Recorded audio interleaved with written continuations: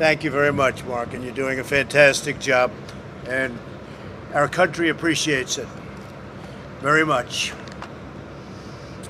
And thank you, everybody, for being here today. I'm deeply honored to be at Naval Station Norfolk, the largest naval base anywhere in the world, and the home to the most powerful fleet that has ever sailed the seas. I just passed some of the most beautiful and, frankly, the most highly lethal ships that I have ever seen in my life, and there are a lot of them.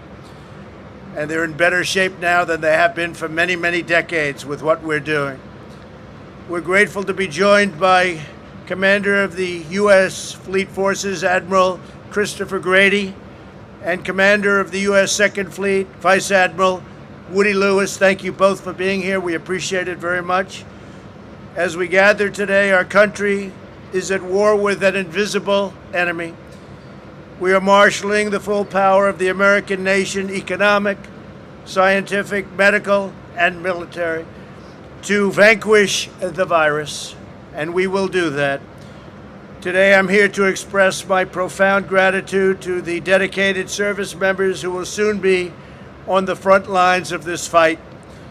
In a few moments, the crew of the Navy hospital ship USNS Comfort, which is really something, will embark for New York City, where they will join the ranks of tens of thousands of amazing doctors, nurses, and medical professionals who are battling to save American lives. This great ship behind me is a 70,000-ton message of hope and solidarity to the incredible people of New York, a place I know very well, a place I love. We're here for you, we're fighting for you, and we are with you all the way, and we always will be. You have the unwavering support of the entire nation, the entire government, and the entire American people. After being rushed out of maintenance with historic speed, it was supposed to be here for 4 weeks, and they did it in 4 days. The Comfort will arrive at Pier 90 in Manhattan on Monday, 3 weeks ahead of schedule. Its crew will begin treating patients on Tuesday. It will be met in New York Harbor by Governor Cuomo, who I just spoke with. He's very excited, and they need the help. The skilled sailors and civilian mariners aboard this ship will provide a critical surge capacity for the New York metropolitan area.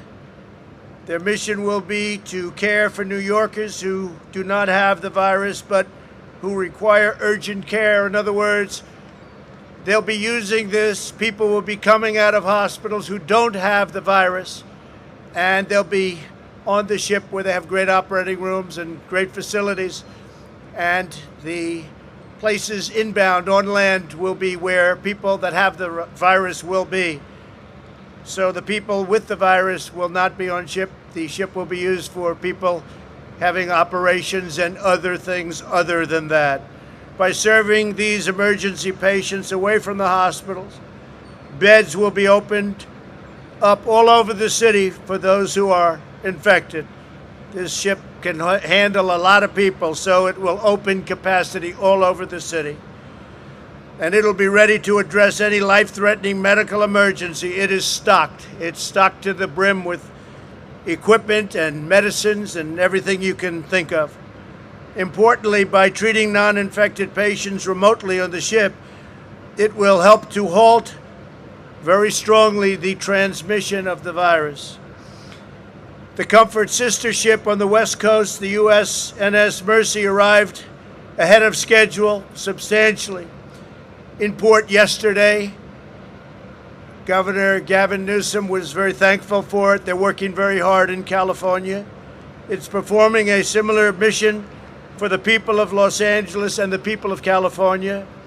As the USNS Comfort gets underway, it is fully loaded with 12 operating rooms, and they are fully equipped. 1,000 hospital beds, a medical laboratory, a pharmacy, an optometry lab, digital radiology, a CAT scan, 2 oxygen-producing plants, and a helicopter deck, which will be used very actively. It also bears our military's greatest weapon of all, a crew of nearly 1,200 outstanding members of the United States Navy, and I thank them very much. Among the sailors departing today are some of the finest doctors, nurses, technicians, orderlies, and medical staff anywhere in the world. These are true professionals, and no one performs better under pressure when lives are on the line. These are incredible people. We will stop at nothing to protect the health of New Yorkers and the health of the people of our country in their hour of need. I also want to remind everyone about the CDC's latest guidance. If you are from the New York metropolitan area and you travel elsewhere, we need you to self-quarantine for 14 days to help us contain the spread of the virus. And I am now considering, and we'll make a decision very quickly, very shortly, a quarantine, because it's such a hot area, of New York, New Jersey, and Connecticut.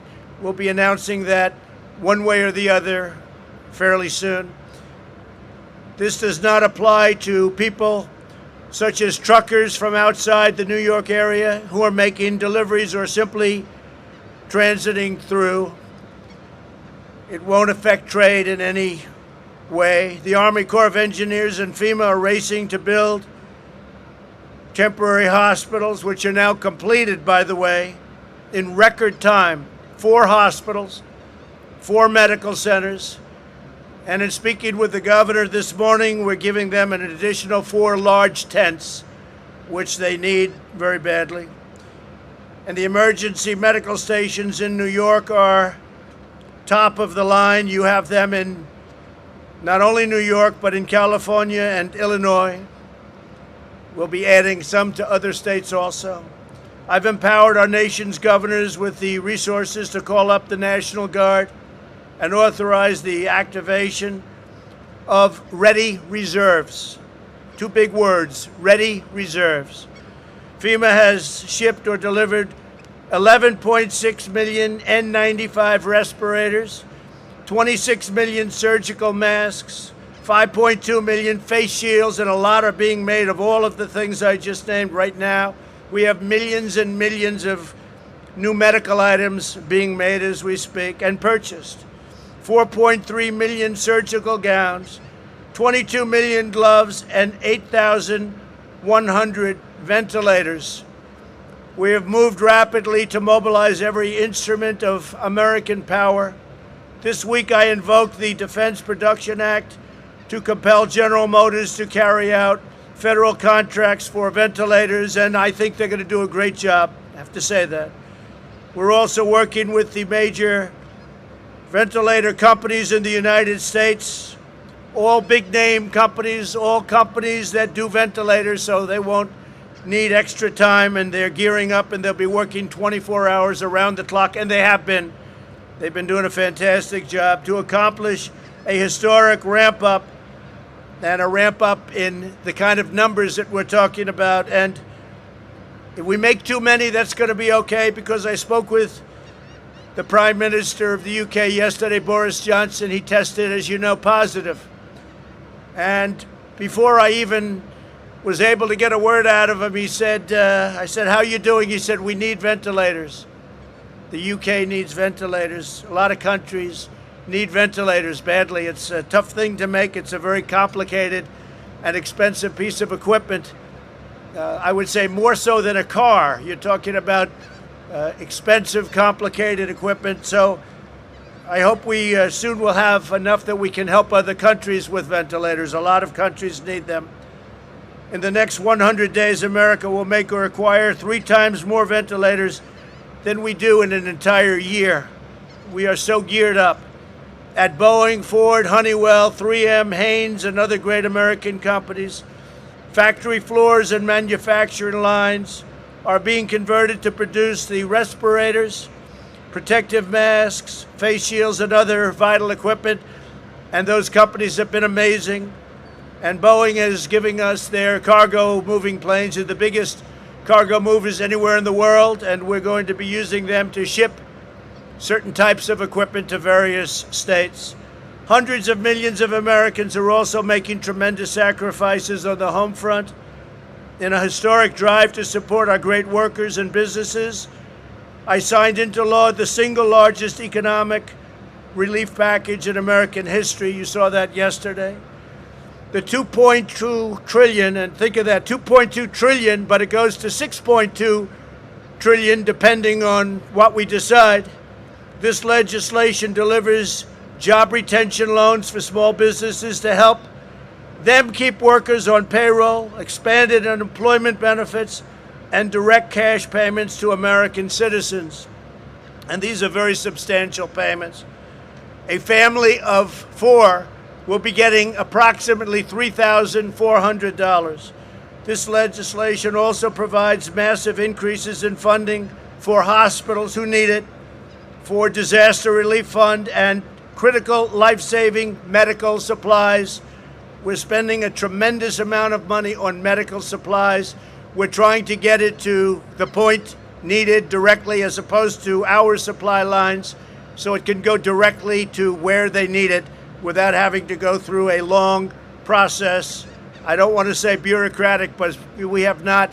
This group of people has worked so incredibly hard, and the energy and the speed with which they're delivering everything has been really admired by everybody. Everybody's talking about it, the job they're doing. My administration has also taken action to suspend federal student loan payments. So we're suspending, and that means suspending in every sense of the word, student loan payments so that the students that are not able to take advantage of what's going on, obviously, for obvious reasons, they will be the payments suspended. We've temporarily stopped federal evictions and foreclosures. We've postponed tax day until July, which is a big thing, first time that's happened, and waived regulations to speed new treatments to the market. And we have new treatments coming on rapidly. We're doing very well, we think, with vaccines, and we're doing very, very well with hopefully or potentially cures. We're looking at a lot of different alternatives, a lot of different medicines. That would be game changer. The battle in which we're now engaged has inflicted many hardships on our nation and our families, tremendous hardship on some families, and much death, much death. But through it all, the world has witnessed the unyielding resolve of our incredible American people.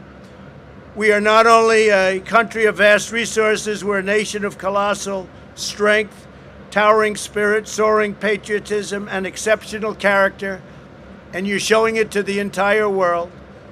At this moment, there are 151 countries throughout the world that are under attack by this horrible, invisible enemy. 151 countries. And we're in touch with a lot of them. Our professionals are the best in the world.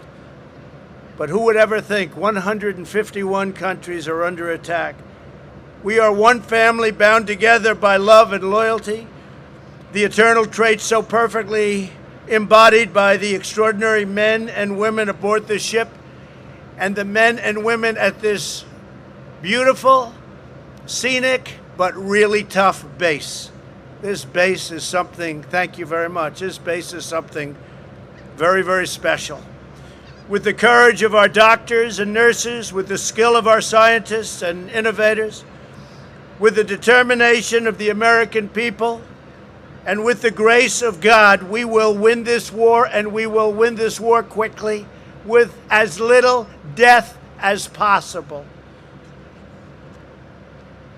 And when we achieve our victory, this victory, your victory, we will emerge stronger and more united than ever before. We are going to be at a level of preparedness in case something like this should ever happen again, and God willing it won't. But we are prepared. what we've done in building systems. We're now the #1 tester anywhere in the world by far. We're testing more in one day than other countries are testing in weeks and months. We've learned a lot, and I cannot be more thankful to the American people, and I can say this, and I can say this from the bottom of my heart.